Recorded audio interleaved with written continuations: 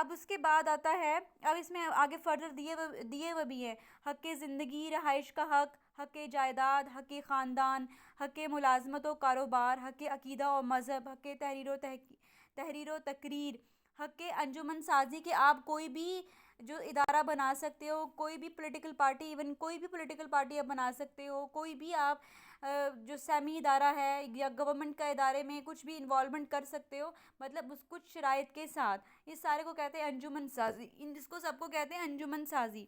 ठीक है, अब उसके बाद है हक़ ज़ुबान और सकाफ़त। अब जैसे हम पंजाबी हैं, मोस्टली हम में से हमें इजाज़त होनी चाहिए कि हम अगर पंजाब में रहते हैं तो हमें पंजाबी भी बोलने की इजाज़त होनी चाहिए। ये ना हो कि कोई इदारा हम पे बैन लगा दे कि जी आप यहाँ पे पंजाबी नहीं बोल सकते। ऐसे ही हर सिंधी भी होनी चाहिए, हर जो भी जिस जिस एथनिक ग्रुप से ताल्लुक़ रखता है इंसान, जो भी इसकी सकाफ़त है, जो भी उसकी ज़ुबान है, जो भी उसके रस्म व रिवाज हैं, उसको उसको फॉलो करने का, उसको पूरा करने का पूरा हक़ हो। ये भी माशरती हकूक़ में शामिल होता है। अब देखो उसके आगे हक़ तालीम, ये तो बहुत इंपॉर्टेंट है कि अगर कोई इंसान ज़िंदा है, अगर वो अपना अकीदा भी फ़ॉलो कर रहा है, अगर अब उसके अब सोसाइटी में रहने के लिए उसको तालीम भी दी जाए।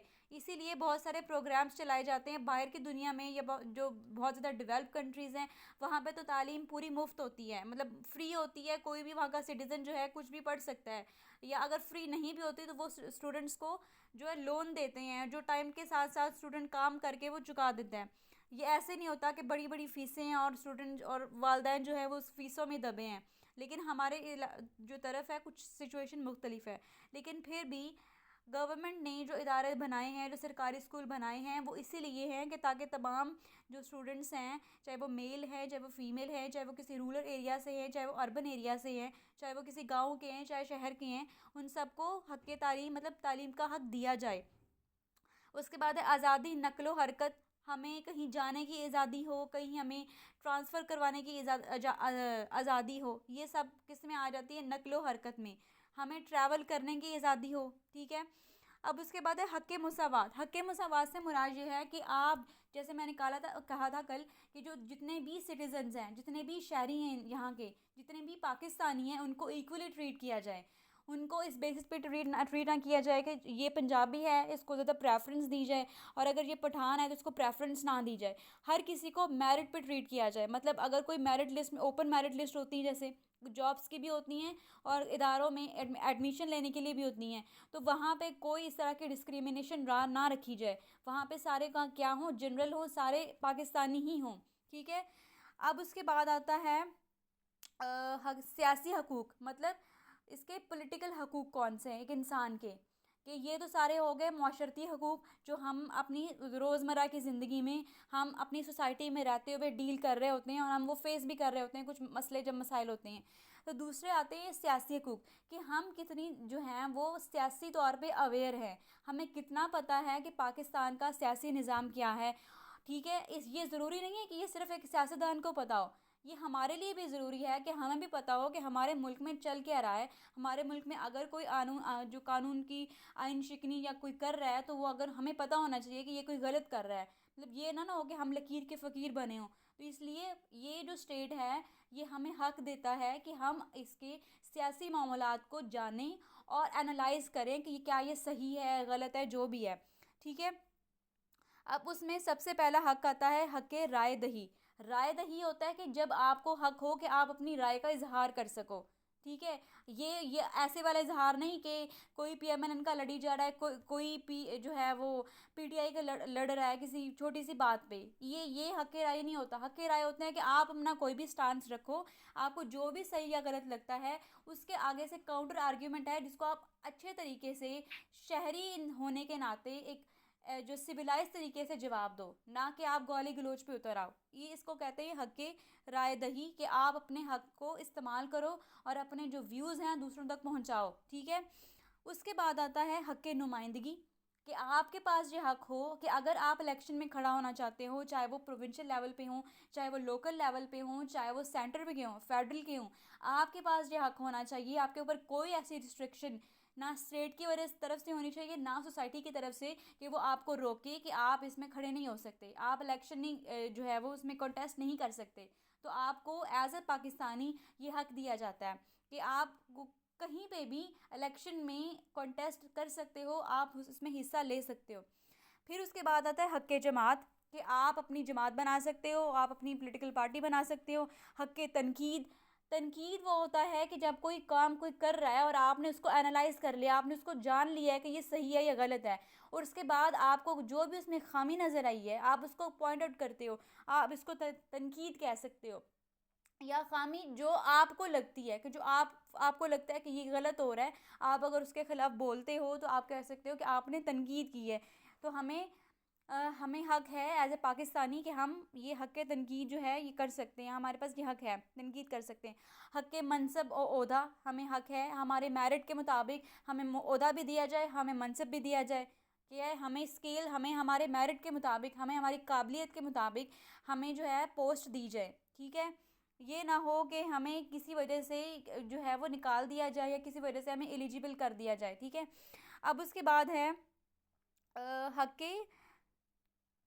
हक़ अर्ज़दाश्त, ये है कि अब हुकूमत के पास हक़ है। जैसे मैंने कहा था कि जो सॉवरेनिटी है या इक़्तिदार है वो अल्लाह ताला के पास है, लेकिन जो एक जमहूरी जमात होती है, सॉरी जमहूरी स्टेट होती है, उसमें किसी को सवाल करने का हक जो है वो हर इंसान के पास भी होता है। कि अगर कोई गलत कर रहा है हुक्मरान, चाहे वो किसी लेवल पे भी है, तो वहाँ की आवाम के पास ये हक होगा कि वो उस पे सवाल करें, उससे कंप्लेन करें और जो भी मसला मसाइल हो वो उसके साथ डिस्कस करें।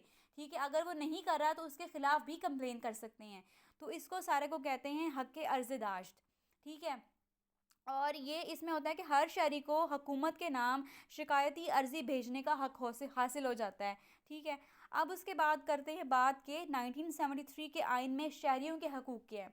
हमारे लिए 1973 का आइन बहुत इम्पोर्टेंट है, क्योंकि इसमें एक ऐसी प्रोविज़न है जो ये कहती है कि जो इस आइन को ख़त्म करेगा उसकी सज़ाए मौत है।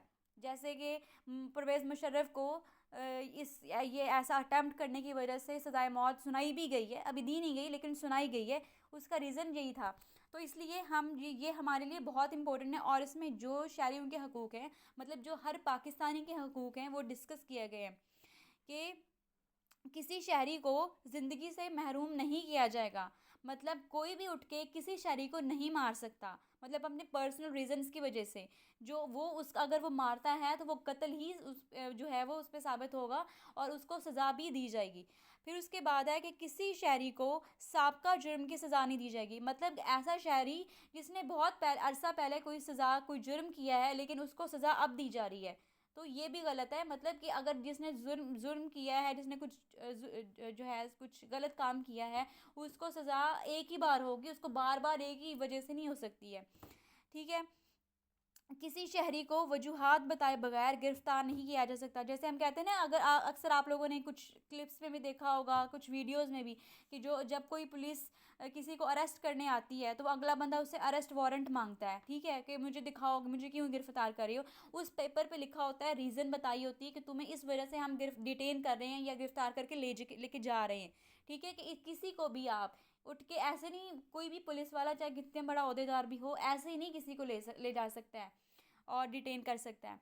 और उसके बाद ये होता है कि हर गिरफ्तारी के बाद अगर फ़र्ज़ करें किसी ने जो है वो अरेस्ट वारंट भी दिखा दिए हैं, उस लेकिन 24 घंटे के अंदर अंदर वो उसको उसको उसको जो है पुलिस स्टेशन से निकाल के उसको मजिस्ट्रेट के सामने पेश करना होता है, ताकि वहाँ पे जाके उसके कोई वकील मिले और उसको जो है वो उसका प्रोसेस, उसकी बेल का, उसकी ज़मानत का शुरू हो जाए।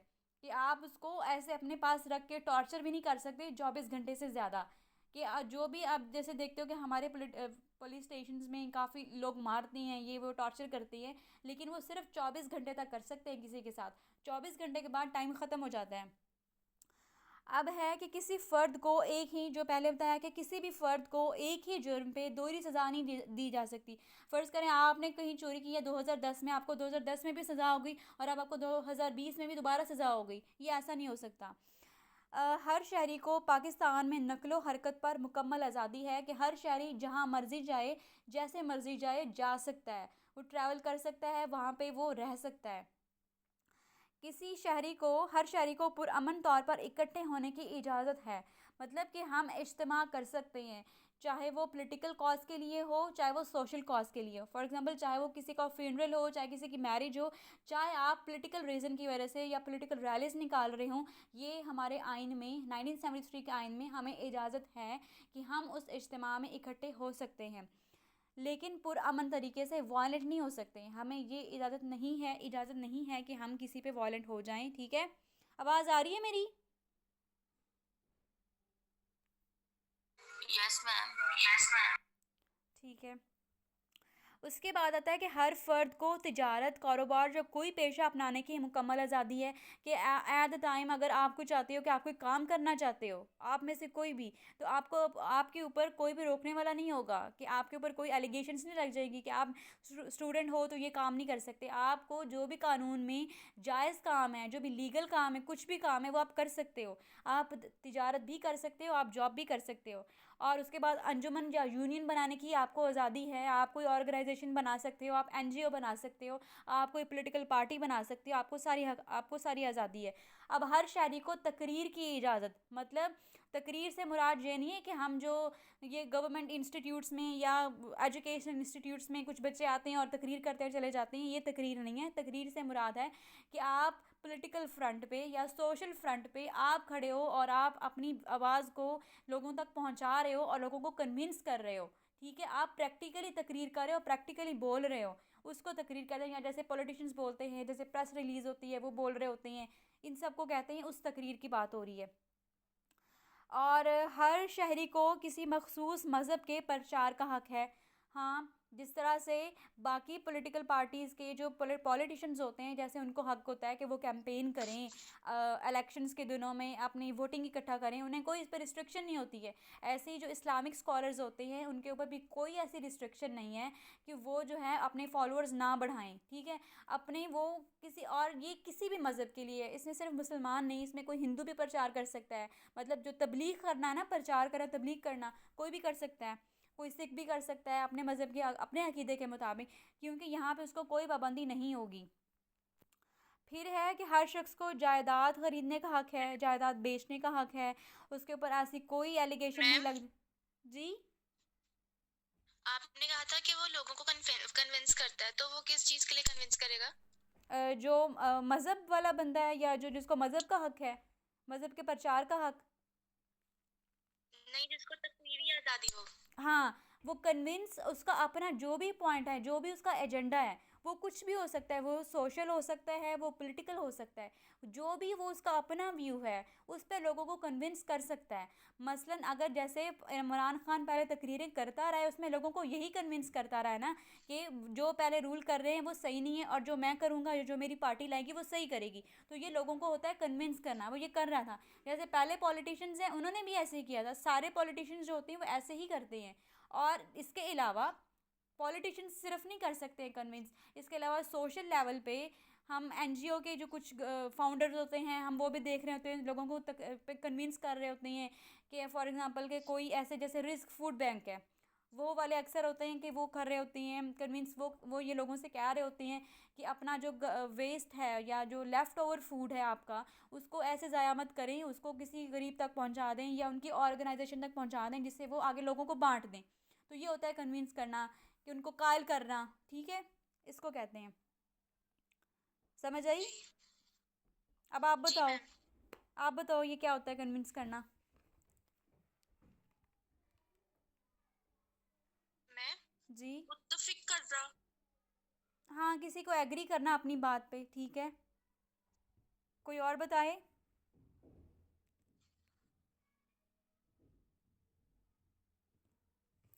मैम, जैसे कि अपने पॉइंट ऑफ व्यू पे, अपने एजेंडे पर किसी को अपनी बात मनवाना, यानी कि वो हमें सपोर्ट करें इस बात पर, हाँ, इससे ठीक है। कन्विंस करना कहते जी।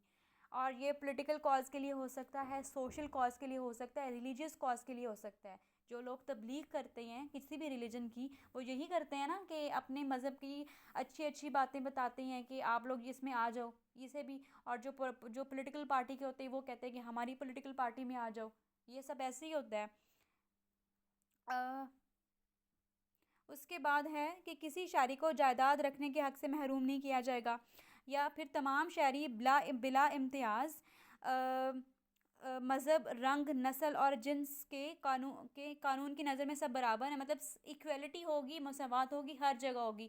किसी शख्स को किसी उसकी एथनिक आइडेंटिटी की बेस पे, उसको उसकी प्रोविंस की बेस पे, उसको उसकी कास्ट की बेस पे, उसको रंग की बेस पे, उसको उसकी रेस की बेस पे जज नहीं किया जाएगा, और ना ही उसको उसके उस बाकायदा उसके जो हकूक़ दिए गए हैं कानून में उनसे उनको उसको निकाला जाएगा। मतलब कि हर इंसान जो है, हर जो सिटीज़न है, हर पाकिस्तानी शहरी कानून की नज़र में बराबर है। ठीक है। अब उसके बाद आता है कि हर शहरी को मुलाजमत में भी इम्तियाज़ ना बरतने की आज़ादी हासिल है। मतलब कि हर शहरी को, ठीक, इससे इम्तियाज़ ना बरतने से मुराद ये है कि हर हम इतने ऑर्गेनाइजेशंस होती हैं, हर लेवल का हर स्केल होता है। मतलब अगर मैं टीचर हूँ तो मेरा और स्केल होगा, अगर वहाँ पे आपके इदारे में कोई पीएन है उसका और स्केल होगा। ठीक है। अगर वहाँ पे सीईओ हैं तो उनका और स्केल है। तो हर किसी के हकूक़ भी अलग है, हर किसी के फ़राइज़ भी अलग है। मेरा काम है आप लोगों को पढ़ाना। ठीक है। सीईओ का काम है कि पूरी जो मैनेजमेंट को देखना, और जो क्लर्क का काम है या जो पीएन का काम है उनका काम है कि वहाँ पे जो भी मतलब जो बाकी अरेंजमेंट्स हैं उनको देखना। तो हमारे काम भी अलग हैं और हमारे फिर हकूक़ और फ़राइज़ भी अलग हो जाते हैं। इसको कहते हैं इम्तियाज़ ना बरतना। इसका मतलब ये नहीं है कि हमें बराबर सोशली बराबरी का सलूक नहीं किया जाएगा। हमें हमारे हकूक़ के लिहाज से हमें उस तरह से बराबरी का नहीं किया जाएगा, लेकिन वैसे बराबरी ही होगी। वैसे किसी को भी जो है वो डिमोलिश नहीं किया जाएगा। समझ आई इस बात की? हेलो, आवाज़ आ रही? Yes ma'am, yes. ठीक है। और इम्तियाज़ ना बरतना ये है, अब इसको उल्ट ना कर दीजिएगा। अब हर शहरी को इसकी ज़ुबान और सकाफ़त के तहफ़्फ़ुज़ का हक़ है। पहले बताया कि हर किसी को, अगर कोई पंजाबी है और वो अपनी पंजाबी लिटरेचर या पंजाबी कल्चर को प्रमोट करना चाहता है तो वो ईज़िली कर सकता है। उसको उसके ऊपर कोई पाबंदी नहीं है कि वो ये नहीं कर सकता, और ना ही इसी तरह सिंधी के ऊपर है, ना पश्तून के ऊपर है। हर किसी को अपनी आज़ादी हासिल होती है। तो ये तो हो गए थे हकूक़। हकूक़ से मुराद कि इंसान के हक़ दूसरों पे, मतलब कि इंसान को क्या कोई और उसकी ऑर्गेनाइजेशन या पूरी जिस स्टेट में रह रहा है क्या वो दे सकता है। अब दूसरी बात आती है फ़राइज़ की, कि आप इंसान को। जी। जी। टीचर टीचर 14 वाला पॉइंट बता दें, 14 वाला पॉइंट बता दें। कौन सा 14 वाला? अच्छा, ये हर शहरी को मुलाजमत में इम्तियाज़ ना बरतने की आज़ादी। ये मैंने कहा है कि किसी भी ऑर्गेनाइजेशन में देखो कि स्केल डिफरेंट होता है। मैंने बताया जैसे कि मैं टीचर हूँ, मेरा स्केल डिफरेंट है। जो वहाँ के सीईओ हैं या बड़ी पोस्ट पे हैं, उनका स्केल डिफरेंट है। इसी तरह अगर वहाँ पे कोई पीएन है, कोई क्लर्क है, तो उनका स्केल मुझसे डिफरेंस में होगा। ठीक है। इसका मतलब ये नहीं कि हमें हमें इक्वल ट्रीट नहीं किया जाएगा। इसका मतलब ये होगा कि हमारे अपने अपने काम होंगे और हमारे अपने अपने हकूक़ और फ़राइज़ होंगे। ठीक है। जैसे मेरा काम है आप लोगों को पढ़ाना, तो आपको सीईओ आके पढ़ा नहीं सकते। ठीक है। ना आपको कोई पीएन या क्लर्क आपको पढ़ाएंगे। मेरा काम ये है कि मैं ही पढ़ाऊँगी, ये मेरा हक़ है कि मैंने आपको पढ़ाना है। ठीक है। ये मेरा हक़ है कि मुझे ये नहीं कह सकते कि आप मुझे कहीं पे भी लगा देंगे किसी भी काम पे। मैं अगर टीचर हूँ तो मैं टीचिंग ही करूँगी। इसी तरह अगर सीईओ हैं तो उनका काम मैनेजमेंट का काम ही है, वो मैनेजमेंट ही करेंगे। वो किसी क्लास में जाके बैठ नहीं सकते हैं। और ऐसे ही है कि जैसे कोई क्लर्क है, कोई उनका अपना काम है, पीएन का अपना काम है, कि हर किसी के अपने अपने काम होते हैं, अपने अपने काम के दायरे में रह के काम कर सकते हैं। ये लिमिटेशन होती है। ठीक है। ना उनको कोई कन्विंस कर सकता है कि आप अपने दायरे से निकल के कोई और काम करो। जिस जिस चीज़ के लिए, जिस जो है वो डिपार्टमेंट के लिए उनको हायर किया जाता है, उस डिपार्टमेंट में ही रह के काम कर सकते हैं। इसको कहते हैं इम्तियाज़ ना बरतना। मतलब कि इक्वल नहीं है कि कोई भी आता है कि कोई भी काम कर ले, ये बात नहीं है। जिसको जो काम है वो ही काम वो करेगा। ठीक है। अब उसके बाद है शहरियों के फ़राइज़, के शहरियों के फ़र्ज़ क्या हैं। हमने हकूक़ की तो बात कर ली, उसको ये भी दिया जाएगा, उसको ये भी दिया जाएगा। लेकिन अब टाइम है कि अब हकूक़ जो शहरी हैं उनको इंटर्न उनको वापस उनको करना क्या है उनको। ठीक है। अब उसके लिए सबसे पहले। डिस्कस कर दें। जी। क्या कहा? चलें ठीक है, ये हम कल करेंगे। और आपकी असाइनमेंट का तो आपको पता है ना। जी मिस, क्या असाइनमेंट बनानी है बता दें। असाइनमेंट मैम एक बनानी। दफ़ा बता दी। ठीक है, मैं फिर से बता देती हूँ, लेकिन आप प्लीज़ खामोशी से सुने कि आप लोगों ने क्या करना है कि 1949 का करारदाद मकासद एक सवाल, दूसरा होगा 1973 का कॉन्स्टिट्यूशन, और तीसरा होगा ये जो कल पढ़ाया है इस्लाम के नफाज के लिए पाकिस्तान में जो इकदाम उठाए गए हैं। इन तीनों में से आपने सिर्फ दो करने हैं, ठीक है? अपनी मर्जी से कोई से दो कर लें। मैम क्या कह रही हैं आप? ज़ैनब मैं आपको, या आप कौन बोल रही हैं, मैं आपको जो है मैसेज कर देती हूँ ग्रुप में। मिस मुझे भी दोबारा बता दें।